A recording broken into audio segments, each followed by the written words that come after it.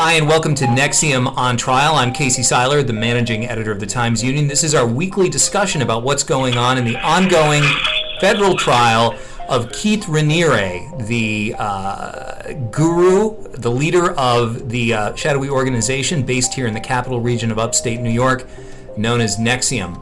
On the line with me, barreling back to Albany after 5 days in Brooklyn, I'm talking with Rob Gavin, our Cops and Courts reporter who has been in the courtroom every day. Rob, it's been a fairly remarkable week with definitely something of a big ending. Is that fair to say? Definitely fair to say. The week started out with just a second witness, Mark Vicente, who was a very high-ranking member of NXIVM, so high that at one point he testified that Keith Raniere had actually approached him about one day succeeding him as the head of NXIVM, and his testimony finally ended yesterday. Then we later had a high-ranking confidant of the late Edgar Bronfman, who was the late father of Sarah and Claire Bronfman, who were the two Seagram's heiresses who have been heavily supportive of NXIVM over the years. Claire was the director of operations and a co-defendant of Keith Raniere. And then we had some other witnesses since then, including an FBI task force member who was a member of the state police. We had the daughter of Nancy Salzman, Lauren Salzman, a very high-ranking former member who testified this afternoon. And we also had before Lauren Salzman got on the witness stand, a guy by the name of Sean Welch. This was a surprise witness to me anyway, as far as what was going to come out. In that there was testimony about sex toys and other items that a member of NXIVM by the name of Angela Padilla had ordered to her home from this Los Angeles-based bondage-related business, and that just became a little bit of a theater of the absurd in court as we heard the prosecution asking a lot of questions about the specifics of these devices. Now, here's what happened. There was two different orders that she made. The first one was around $900, and that one was for a number of these items. That second one, the first one was actually accepted. The second one, the company did not. It's interesting that for some reason it didn't fit their standards of what would be needed to actually complete a sale. So that was interesting. So basically, what you're talking about includes an actual cage, correct? A metal dungeon, essentially. Correct. Oh, absolutely. I mean, these are items that are straight out of Pulp Fiction, straight out of any type of sadomasochistic, movie that anyone has ever seen. Tamed down, of course. I would say definitely something that a lot of jaws were dropping. I think a lot of whispering of like, what are we hearing here? And it put the defense in a situation where Mark Vicente, the defense attorney, he went out and had to quickly just sort of say, hey, look, there's nothing illegal about doing this, is there? And the witness said, no, there isn't. But definitely some interesting items there, to say the least, in the hundreds of dollars for puppy, and the word puppy was referring to stuff you would use for a dog, but as the witness testified, these were not for animals, these were for humans, including dog collars, paddles, Pulp Fiction type stuff. The best I can I can explain it. I mean, very, very fetish related type of things, and it really involved in S&M and bondage, and I think a lot of jaws had dropped during that testimony. So maybe to step away from the bondage gear for a moment, let's go back. Let's go back to Mark Vicente's testimony, and I think it's fair to say if Keith Raniere, purports to be this kind of messianic figure, it's fair to say that that Raniere's defense team is trying essentially to set Vicente up as almost a Judas figure, somebody who has kind of turned his back on Raniere and ended up being something of a snake in the grass in the organization. Is that fair? Yeah, I mean, I think there's no question he was trying to portray him as someone who had an agenda. I think they were definitely trying to portray him as someone who was doing this for the glory of an HBO film that's being made. In fact, there's 8 people making the film for documentary in court. Definitely has tried to cast him as someone who has a little credibility, and he came out in testimony that Vicente had belonged to an earlier, I guess I'll say, spiritual organization known as Ramtha, in which he acknowledged that he believed the head of that organization, by the name of J.C. Knight, a woman named J.C. Knight, that he believed she was channeling a 35,000-year-old warrior. Now, that did come out in testimony, and there was sort of a humorous part where the prosecutor said, "Hey, did you actually believe this?" I'm sorry, the defendant asked him that. He said, "For a few years, yes. Not a day, not a night where he had a little too much to drink. This was a few years where he believed that someone was channeling an ancient warrior." So, I mean, that's I don't know how far they'll go in the jury, but again, it's not the type of testimony you're going to hear every day in federal court. So if that makes him appear less credible, it certainly also showed that he left that organization on bad terms. Maybe here, maybe they can try to cast it as a guy who's a complainer, someone who points fingers. They did bring out the fact that nothing had happened to him after he sent the letter criticizing NXIVM 2 other members. But I would agree. I think there's no question he is someone that they're going to definitely cast as a problem. He's someone who, for starters, was on the witness stand for part of 5 days.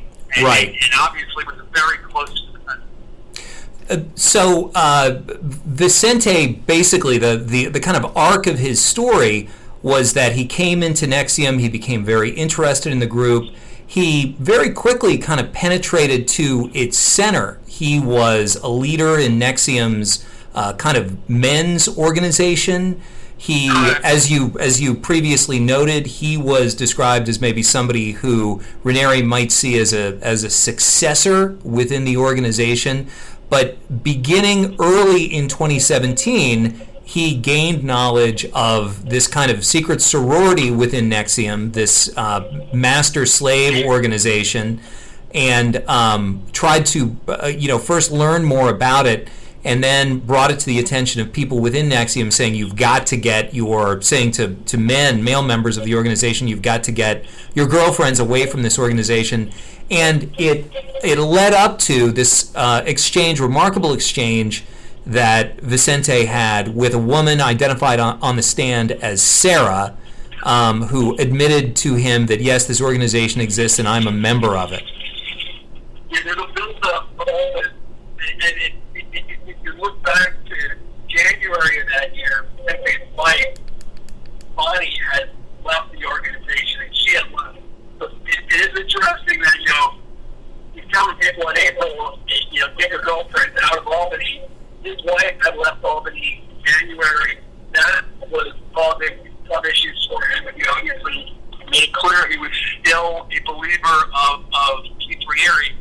And then he's hearing these rumblings about this secret society. And he said that he approached Raniere at some point and he said, "Hey, I don't know what's going on with you and these women, but this has the potential to really blow up." And he testified that Raniere said, "Well, I'm not worried about that. Maybe something else will blow up, but that's not going to blow up." And after that, he does say that he had talked to this woman, Sarah, a close friend of his past, and that he had said to Sarah, he had talked to and said that when he had asked her in the past about this secret society within NXIVM, which we now know as DOS, the Master Slave. DOS, DOS, yeah. When he had asked her in the past her response was, well, that's the kind of thing that if someone was a member, they probably wouldn't be able to talk about it. And the first time he said that, it kind of went over his head, didn't really register. Well, then he comes back and he asks her again. He's about to take an 11-day intensive in L.A., and he mentioned that a new reference. He tells members, hey, get your girlfriends out of Albany. And then he speaks to Sarah, who was a member of the Vancouver location of NXIVM. And Sarah was a member of this group, but he didn't know it, acknowledges that to him, that she was a member of this group. And he's like, but it's very emotional how it came out. He said, did you get invited into this? And then she said, yes, I was. And then he's like, get out. She said, I can't. She said, what? And she said, well, they have too much on me. Right, they have too much on me, which was a clear reference to, or appears to be a reference to what was known within the organization as collateral, and that is intimate secrets that they had to reveal, or letters perhaps that they had to write according to the federal evidence. Women wrote letters saying that they had committed crimes, that they, were prostitutes, that type of thing. So basically, what you're saying is that Raniere's orders to Lauren Salzman would extend to sort of her personal, intimate grooming, as it were. What was her demeanor like on the stand? She's the first of the cooperating witnesses that we've heard from. Both Lauren and Nancy Salzman, her mother, pleaded guilty in March to felonies. Like, what was she like? Well, it's interesting. You read the indictment and you hear other testimony, and you get this impression that Lauren Salzman is going to be she referred to a big master, unquote, a first-line master, and she had these quote-unquote slave underneath her. And then you see her in the witness stand, she's looking down, she's wearing all black, she seems very nervous, doesn't seem particularly confident. Very nervous, very subdued. Very subdued, I don't want to make it sound like she's calm. She clearly was not happy to be there. She wiped away tears at one point. Raniere was basically eagle-eyed, just like really focused on everything she said. I can't get inside his head, nor would I want to, but I think he was obviously hanging on every word she was saying. If you look at, the word, as you mentioned, the control, she couldn't even make a serious medical appointment without checking with him. Couldn't even make a doctor's appointment without actually checking with him.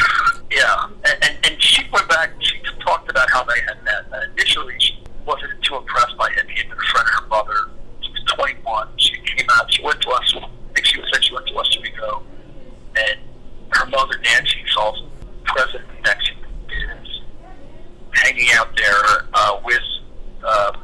at her home with the guy we now know as Raniere, and this just before NXIVM started, when he was still known as Executive Success Program. And she said she did not initially. She wasn't overly impressed. She wasn't comfortable around him. Not impressed with him at all. Yeah. Not impressed. But then eventually she starts to warm up to him, to the point where she confides in him. They go for walks. They become slowly and surely. She starts to become closer, and she actually he suggests to Nancy, her mother, that she move out of her house and that she move on her own. And she ends up actually doing that. Then you move forward, she ends up becoming a member of the organization, ends up becoming like a level, calling quote-unquote senior proctor, which is sort of they wear these ranks, and you have like a martial arts level, but with sass, something like, in martial arts you have a green belt or obviously black belts and whatnot. It's very similar next to you when you have a sash, and she was among the higher ranking people, and it came out that during the testimony that she was very much devoted to Raniere. They had been involved sexually from 2001, 2008. From 2001 to 2008, they had a sexual relationship. Initially for those periods of time, then also after that as well, she wanted to have a child with him. And it's funny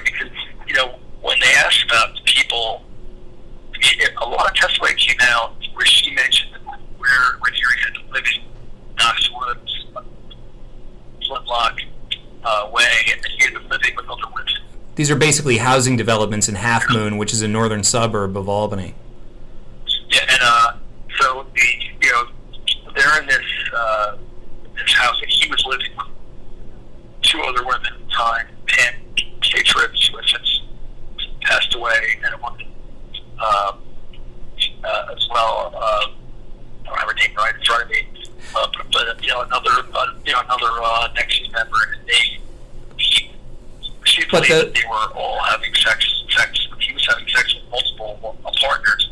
And think about this: he's having sex, according to her, with multiple partners. He thought most female members of NXIVM, and yet when she accused you flirting with another man, and there's an incident on a volleyball court.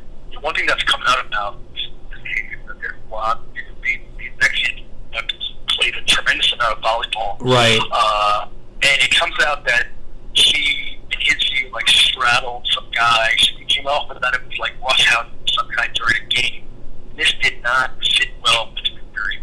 He tells her that it was quote unquote inappropriate, that she should conduct yourself that way, and that it was, and she is devastated by this.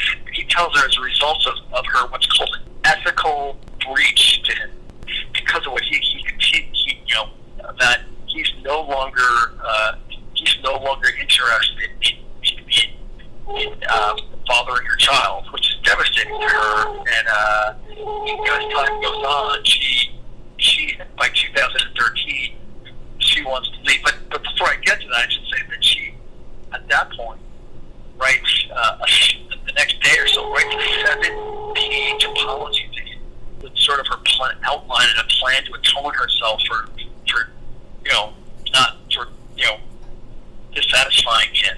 And again, meanwhile, he's someone who's going around sleeping with people all over the place. And she even testified that many of the women involved in the period had acknowledged it was difficult to be in relationships with someone who had relationships with some of the other people. And eventually she thinks she's going to leave in 2013. So Warren is thinking of leaving, and then he says, "Oh well, maybe I will have a kid with you." So she stays. And then later on, they don't have a kid, and she ends up. He ends up saying, "Hey, there's this other woman, Daniela. I think me and her are going to have a kid." And he mentions her that he's had abortions, that there are a number of abortions. And then he asks her, instead of him apologizing, he suggests that she commit to him that you commit to me and there's not going to be any more talk of them having the child or them being involved. And she agreed with it. And even after all that, she agreed with that. And she used it. It's kind of a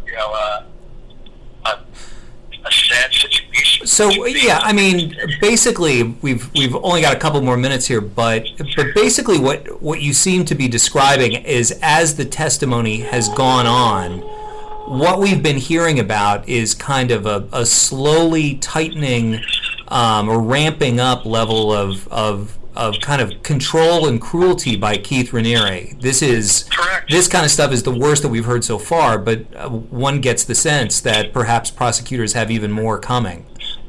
It's likely that Lauren Salzman is going to be on the stand for a couple of days, right? That seems likely. Yeah. Rob, I think we're going to wind it up there. So thanks very much for taking the time. I would like to thank you for all of your good work as usual. I would also like to thank our listeners for dealing with our audio difficulties. The reason we are talking to Rob on the train is because of the